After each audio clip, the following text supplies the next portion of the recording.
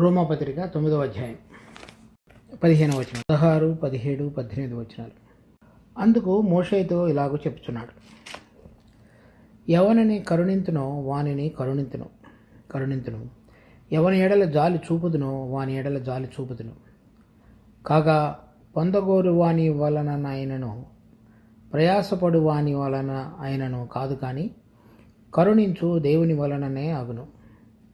మరియు లేఖనము ఫరోతో ఇలాగ చెప్పిన, నేను నీ యందు నా బలము చూపుటకును నా నామము భూలోకమంతటా ప్రచురమగుటకును అందునిమిత్తమే నిన్ను నియమించుతిని.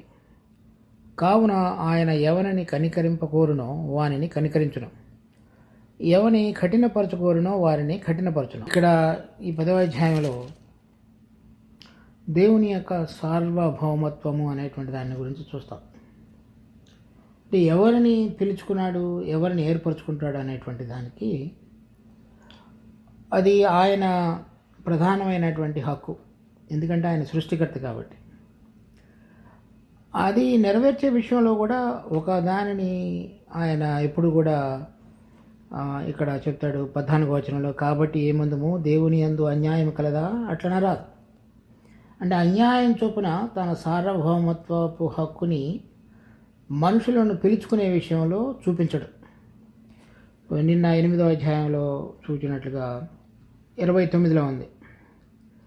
ఎందుకనగా తన కుమారుడు అనేక సహోదరులలో జ్యేష్ఠుడగునట్లు దేవుడు ఎవరిని ముందు ఎరిగినో వారు తన కుమారునితో సారూప్యము గల వారొకటకు వారిని ముందుగా నిర్ణయించను.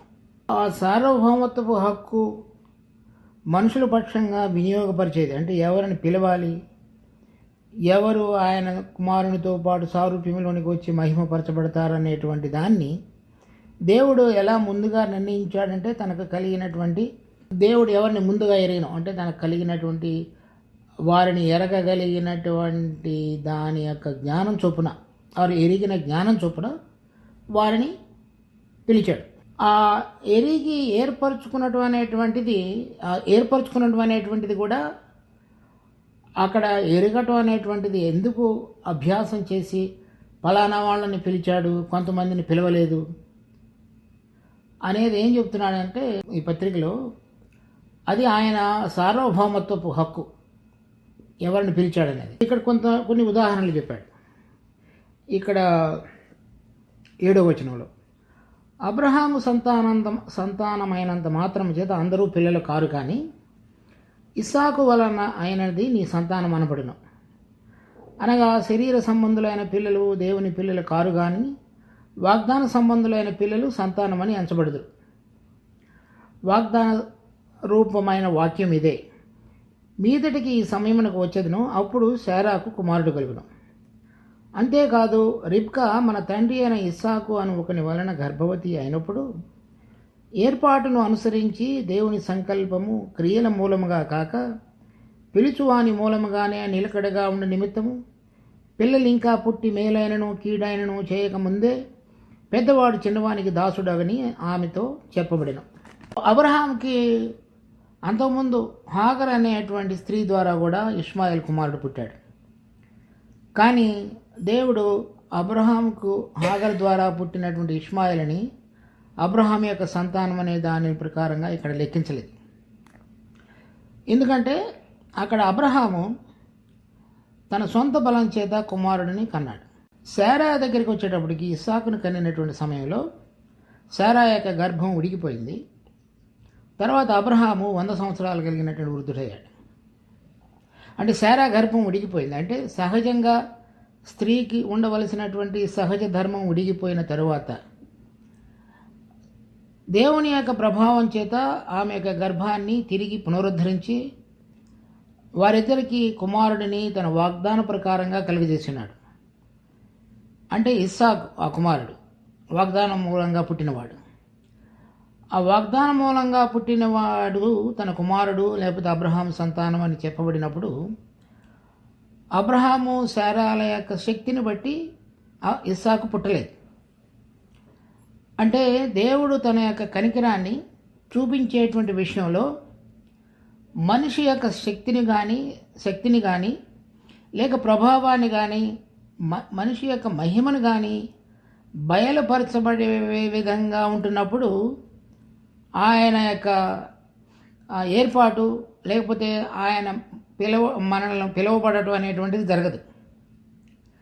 అంటే అంటే ఏం చెప్తున్నాడు? ఆయన ఎవరినైతే ఏర్పరిచి అబ్రహాముకు ఇస్సాకు ద్వారా పుట్టినది మాత్రమే సంతానం అని చెప్పబడుతుందో, ఆ అబ్రహాము యొక్క పుట్టుకలో దేవుడు తన యొక్క సంకల్పం లేకపోతే దేవుని యొక్క ప్రభావం, ఆయన యొక్క ప్రక్రియ వారి జీవితంలో స్పష్టంగా కనబడుతుంది. మనుషుని యొక్క శక్తి, మనుషుని యొక్క ప్రభావం అనేటువంటిది ఏమాత్రం కూడా ఇస్సాకు యొక్క జన్మలో ఏమాత్రం కూడా లేదు. తర్వాత ఇస్సాకు కూడా మళ్ళీ 2 కొడుకులు పుట్టారు. పుట్టినప్పుడు ఒక పెద్దవాడి పేరు ఏసావు, రెండవ వాడి పేరు యాకోబు. కానీ వాళ్ళిద్దరు ఇంకా పుట్టక మునిపే దేవుడు తనకు కలిగినటువంటి ముందుగా ఎరిగినటువంటి తనాన్ని బట్టి, ముందుగా వారిని ఎరగగలిగినటువంటి తనకు కలిగినటువంటి ఎరగగలిగినటువంటి పరిధిని బట్టి ఆ పెద్దవాడు చిన్నవాడికి దాసుడగనని చెప్పాడు. అంటే తర్వాత చూపించాడు ఏసావు తను పుట్టిన తరువాత ఏ విధంగా దేవుడి పక్షంగా వ్యవహరించాడు, యాకోబు ఏ విధంగా మారు మనసు పొంది దేవుని వైపు తిరిగాడనేది. వాళ్ళు ఏ విధంగా మారుతారు? దేవుణ్ణి విశ్వాసం చొప్పున సొంత ప్రమేయం ద్వారా కాకుండా దేవుని మీద ఆధారపడి దేవుడి వైపు చూచి దేవుని యందు విశ్వాసం ఉంచగలరు అనే విషయాన్ని ఆయన ముందుగానే ఎరిగి ఉన్నాడు. దాని ప్రకారంగా వాళ్ళని పిలుచుకున్నాడు. అబ్రహాము విషయంలో కూడా దేవుడు మనిషి యొక్క ప్రభావాన్ని సంపూర్ణంగా పక్కకు పెట్టేసి దేవుని యొక్క ప్రభావం ద్వారా జరిగించబడినటువంటి కార్యం. యాకోబు ఈసావుల విషయంలో కూడా వాళ్ళిద్దరూ ఇంకా పుట్టి మంచి చెడు అనేటువంటిది చేయక మునుపుగానే ముందుగానే యాకోబుని ఏర్పరచుకున్నాడు. అంటే పెద్దవాడైనటువంటి ఈసావు దేవుడు తనకు అనుగ్రహించినటువంటి జ్యేష్ఠత్వపు హక్కుని నిరాదరించి తర్వాత దానిని అమ్మివేసి దేవుడు అనుగ్రహించినటువంటి ఉద్దేశాన్ని లేకపోతే ఆ ఉద్దేశంలో ఉండి నడిచేటువంటి వాడుగా తాను బయలుపరుచుకోలేదు. ఎవరు ఏం చెప్పలేదు. కానీ ఏసావు ఈ విధంగా చేస్తాడు అనేటువంటి విషయాన్ని ముందుగానే దేవుడికి తెలిసినది. దాన్ని బట్టి యాకోబును నేను ప్రేమించి తినే, ఏసావును ద్వేషించి తినే అన్నాడు. తర్వాత చూస్తే కనుక దాన్ని బట్టి చివరికి ఏం చెప్తున్నాడు 15వ అధ్యాయంలో, ఎవరిని కరుణించునో వాడిని కరుణించును. దానికి కూడా ఆయన ఏమి అంటే నేను అన్యాయంగా నా ఇష్టం వచ్చినట్లుగా చేస్తానని చెప్పట్లా. చేయబడటంలో తనకు కలిగినటువంటి ముందుగా వాళ్ళు ఇలాంటి విధంగా మార్చబడతారనేటువంటిది ఆయనకి తెలుసు కాబట్టి దాని ప్రకారంగా నేను వాళ్ళని కరుణించుతాను అని చెప్తున్నాడు. ఎవని ఎడల జాలి చూపుదునో వాని ఎడల జాలి చూపుదును. అంటే కరుణ, జాలి రెండు కూడా ఆయన ఎవరి పక్షంగా చూపించాలని కోరుతాడో ఆ విధంగా చూపిస్తాడు. అంత మాత్రం చేత అందరి ఏడల చూపించుడు అనేటువంటిది అనుకోకూడదు అని చెప్తున్నాడు ఇక్కడ 17వ వచనంలో. కాగా పొందగోరు వాని వలన ఆయనను, ప్రయాసపడు వాని వలన ఆయనను కాదు కానీ కరుణించు దేవుని వలననే కలుగును. అంటే ఎవరైనా నేను నా సొంతంగా క్రియలు జరిగించి తర్వాత పాపం లేకుండా జీవించి రక్షణ పొందుతాను అనుకునేటువంటిది కనుక ఆశ ఉంటే వారి వల్ల కానీ, అటువంటి ఆశ కలిగి నేను ఎంతైనా త్యాగం చేసి ఏ విధంగా అయినా సరే జీవించుతానంటే అది కానీ రెండు కుదరదు, రెండు అవ్వవు అని చెప్తున్నాడు. అంటే ఎప్పుడైతే సృష్టించినటువంటి సృష్టికర్త అయినటువంటి దేవుణ్ణి విడిచిపెట్టి మనిషి స్వతహాగా నా సొంత బలం చేత నేను దేవుడు కోరినట్లుగా జీవించగలను అని చెప్పబడటం అనేటువంటిదే దేవుడు మనం రక్షించబడటానికి, పాపక్షమాపణ పొందడానికి, నీతిగా భక్తిగా జీవించగలగటానికి తెరవబడినటువంటి మార్గాన్ని నిరాకరించటం. ఆ మార్గాన్ని నిరాకరించటమే దేవునికి వ్యతిరేకంగా నిలబడటం. దేవునికి వ్యతిరేకంగా నిలబడటమే మనం దేవుడు అనుగ్రహించేటువంటి రక్షణను పొందలేకపోవటం. కనుక ఎవరైనా సరే దేవుడు తెరిచినటువంటి మార్గం కాకుండా స్వంతంగా నేను దేవుడు కోరిన విధంగా జీవించి సృష్టికర్త అయినటువంటి దేవుని యొక్క మార్గం నా జీవితంలో అవసరం లేకుండా నేను ఉండగలను అనేటువంటిది ఎవరైతే చేస్తారో వాళ్ళని దేవుడు ముందుగానే ఎరిగి ఉన్నాడని చెప్తున్నాడు. ఉదాహరణకి ఫరోన్ గురించి చెప్పాడు. ఫరో ఎప్పుడైతే ఇశ్రాయేలీలు బయటికి వెళ్ళనివ్వని మోషే అహరోనులు వెళ్ళి చెప్పారో, దాసత్వంలో నుంచి నా ప్రజలను విడుదల చేయమంటున్నాడని యెహోవా చెప్తున్నాడని చెప్పాడు. అతను ఆ విధంగా చెప్పినప్పుడు 3 సార్లు మోషే అహరోనులు వచ్చినప్పుడు కూడా అతడు వినలేదు. వినని తర్వాత యెహోవా అతని హృదయాన్ని కఠినపరిచాడు. ముందు అతనికి అవకాశం ఇచ్చాడు. చెప్పిన మాట విని ఈ 6 లక్షల మందిని బయటికి వెళ్ళనివ్వమని. అతడు వెళ్ళనివ్వడని కూడా దేవుడికి తెలుసు. కానీ ముందుగానే అతని హృదయాన్ని కఠినపరిచినట్లయితే దేవుడు పక్షపాతంగా వ్యవహరించినట్టు అవుతుంది కదా. అలా చేయకుండా అతనికి అవకాశం ఇచ్చి, అవకాశాన్ని సరైన విధంగా నిలబడడం అనేటువంటిది అందరికీ తెలియపరిచి, అప్పుడు అతని హృదయాన్ని కఠినపరిచి, ఆ కఠినపరచడం కూడా ఎందుకు కఠినపరిచాడు? ఏ విధంగా దేవుడు ఇశ్రాయేలుల మధ్యలో తన ప్రభావాన్ని, తన మహిమను బయలుపరచగలడో అది నిరూపించడానికి అతని హృదయాన్ని కఠినపరిచాడు. కానీ మనిషి యొక్క స్వభావం ఎటువంటిది అనేటువంటిది ముందుగానే చూపించాడు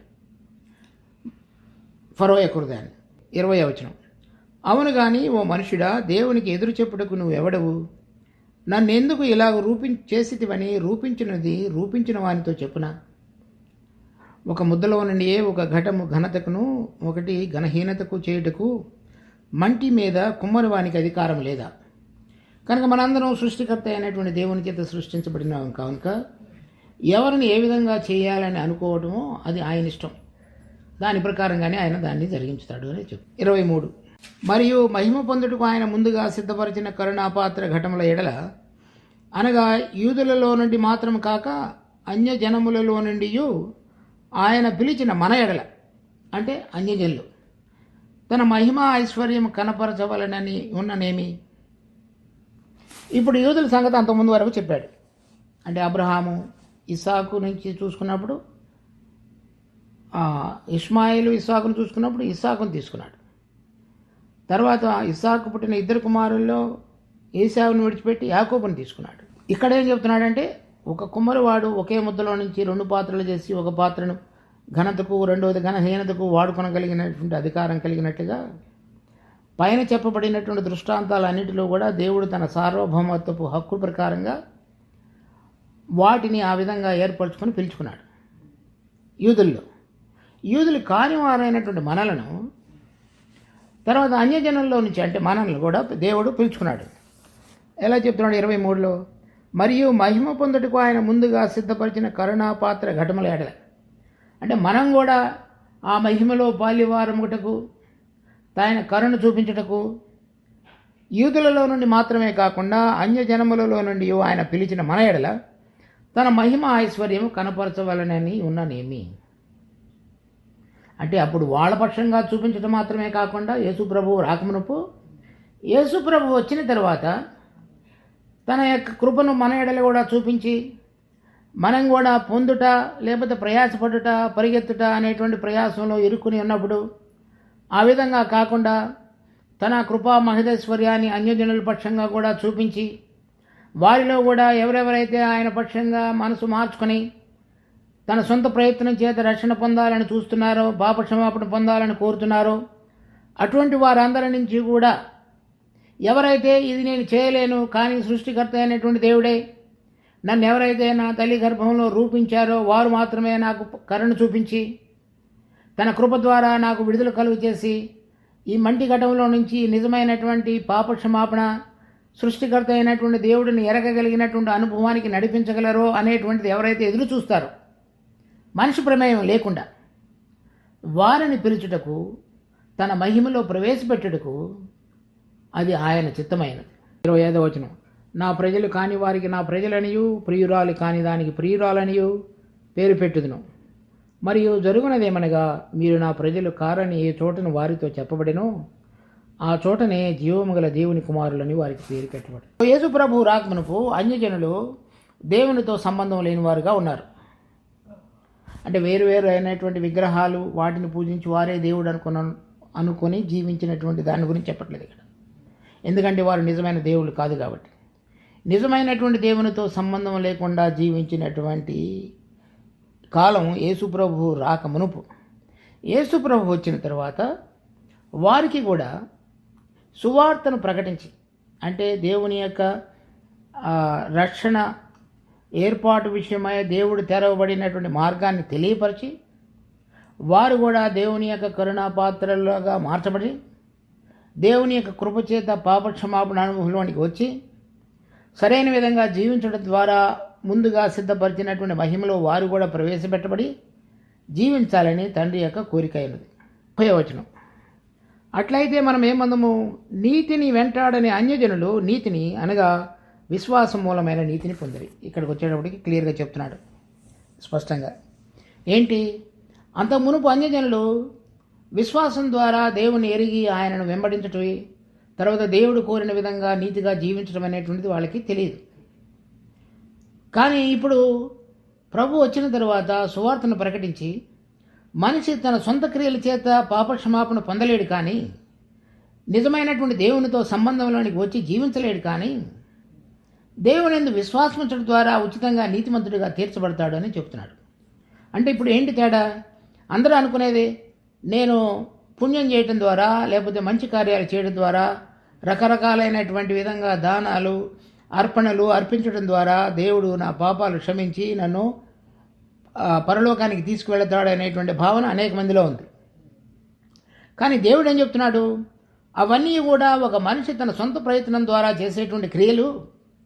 ఆ క్రియల ద్వారా ఎవరు కూడా దేవుణ్ణి మెప్పించి దేవుని దృష్టిలో సరైన విధంగా జీవించినటువంటి విధంగా ఉండలేరు.